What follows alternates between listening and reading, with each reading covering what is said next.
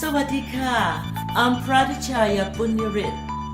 I wrote From Gaprow To Keemao because I couldn't put up with how Thai food is misrepresented in America due to many layers of modification, so much that it has gone off the rails, and in many cases, its origin has ceased to exist. As a Thai American who knows Thai food, I'm proud of my heritage.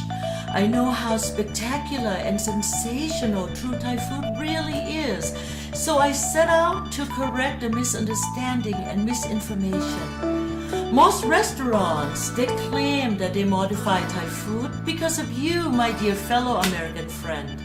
But it has gone too far. It's time to introduce you to real Thai food, real Thai cooking, the way Thai people eat and cook at home. When you love Thai food, you've got to love it the way it really is. And when you cook it, you've got to cook it like a Thai. That's the only way. It's time to make Thai food Thai. Let's do this.